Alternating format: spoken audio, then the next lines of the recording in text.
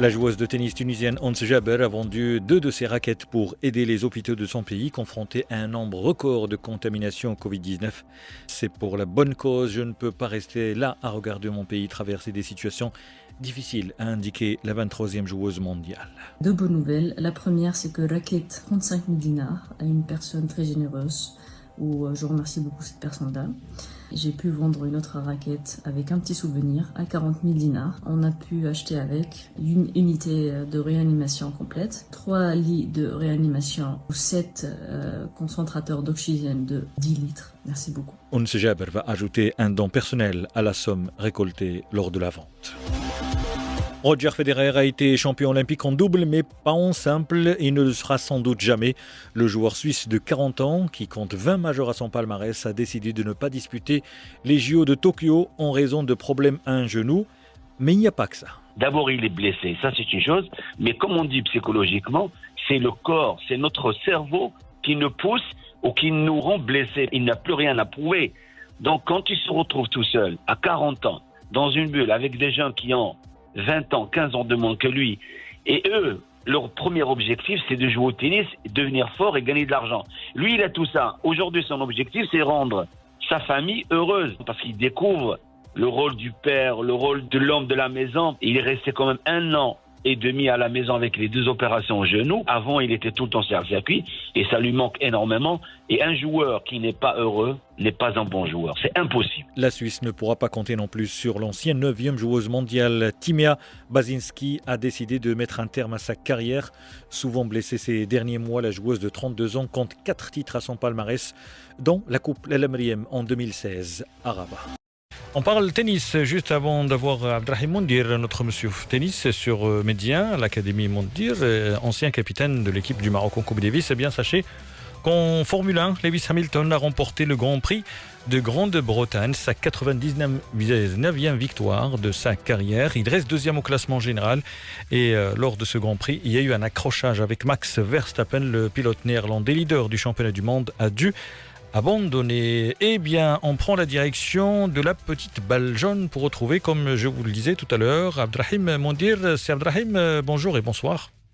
Oui, bonsoir, salam alaikum, marhaba. Et Abdrahim, on va parler dans un instant de Novak Djokovic, le numéro 1 mondial, qui a décidé finalement, parce que dimanche dernier, après avoir remporté Wimbledon, il n'était pas sûr, c'était du 50-50, mais finalement, au cours de la semaine, il a décidé de faire le voyage à Tokyo, bien entendu, remporter la médaille d'or, une médaille olympique. Eh bien, c'est le rêve de chaque sportif, surtout quand il s'agit des joueurs de tennis, parce que contrairement à Novak Djokovic, qui a encore une chance, peut-être que Roger Federer ne sera jamais champion olympique en simple. Il a été en double, mais en simple, non, parce que, eh bien, le joueur qui aura 40 ans dans quelques jours a décidé tout simplement de ne pas faire le déplacement, un problème au genou. Et on le sait, ces dernières années, il a vraiment, on va dire, galéré avec ses genoux, c'est Abdrahim.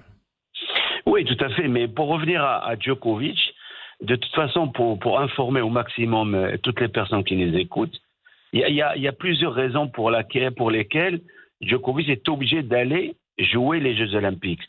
Enfin, obligé, c'est un gros mot.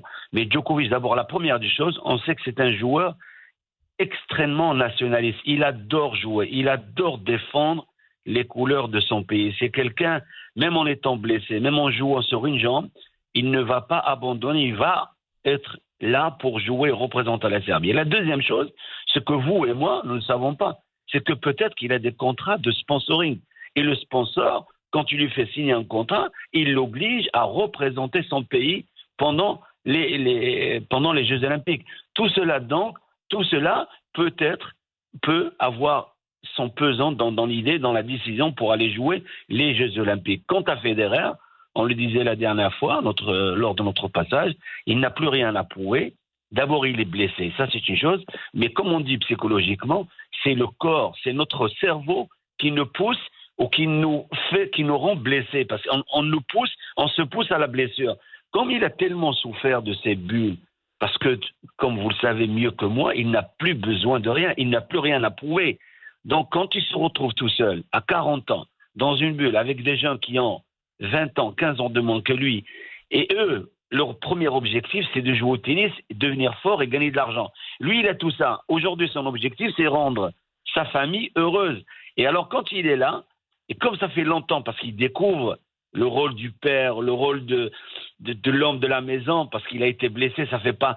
Il est resté quand même 1 an et demi à la maison avec les 2 opérations au genou. Donc, il découvre ce rôle de père, parce qu'avant, il était tout le temps sur le circuit, et ça lui manque énormément. Et un joueur qui n'est pas heureux n'est pas un bon joueur. C'est impossible.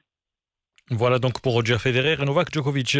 C'est Abdrahim, on parle de cette série de forfaits parce que on le sait, Federer n'y sera pas, Rafael Nadal non plus, Dominic Thiem, mais justement c'est une énigme. Dominic Thiem, le joueur autrichien, et qui n'est plus jeune d'ailleurs, il n'est pas comme les autres, mais n'empêche, c'est la nouvelle génération entre autres, parce que si on parle de la nouvelle génération, celle qui arrive, on va parler de Tsitsipas, on va parler de Medvedev entre autres, mais ces joueurs, sans oublier, côté féminin aussi, il y a pas mal de joueurs, certains ont été testés positifs, d'autres refusent ou bien ont peur de ne pas faire le déplacement. Vous comprenez ces décisions?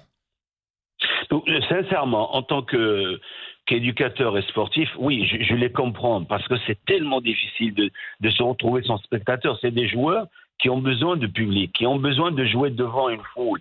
Et aujourd'hui, parce que comme vous le savez, il y a aussi un facteur important, il n'y a pas de prize-money pendant les Jeux Olympiques. Tu vas jouer juste pour la médaille et le drapeau. Après, c'est l'État qui offre une enveloppe pour une médaille d'or, pour une médaille d'argent ou une médaille de bronze. Donc tous ces joueurs, pour revenir à Dominic Thiem, il est arrivé, il est blessé d'abord. Ça, c'est une certitude, c'est pas un mensonge. Il est blessé. Donc il y a des joueurs qui inventent des blessures, des joueuses qui inventent des blessures, mais lui, il est blessé. Donc il peut pas jouer. En plus de ça, manque de confiance parce qu'il n'a rien fait depuis un moment, il ne fait que perdre, il en perd de confiance, ça va lui faire de bien. Nadal, il l'a dit, j'étais très loin de la famille, maintenant je me retrouve en famille tranquillement, je vais me préparer la tournée sur dur européenne. Williams, elle a dit même si on m'inscrit, parce que c'est la fédération américaine qui envoie la liste au comité olympique américain, qui l'envoie au comité olympique international. Donc elle a dit même si on m'inscrit, je n'irai pas parce que je ne peux pas, je suis fatigué, mon corps ne répond plus. Et bien sûr, maintenant, il faut parler du côté positif. Osaka, la japonaise, elle va être là, elle va défendre le titre pour une médaille d'or pour son pays.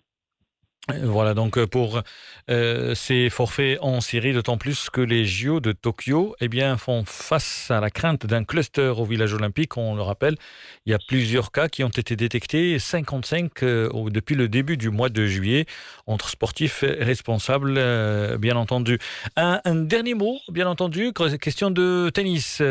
J'allais dire le dernier majeur. Non, le dernier majeur, c'est le 3e majeur, c'était Wimbledon. Là, après les JO, il y a juste après la tournée américaine et l'US Open fin août, début septembre. Est-ce que le fait de jouer sur gazon et ensuite aller au Japon et revenir aux États-Unis peut rapidement, peut compter dans la décision des joueurs et joueuses?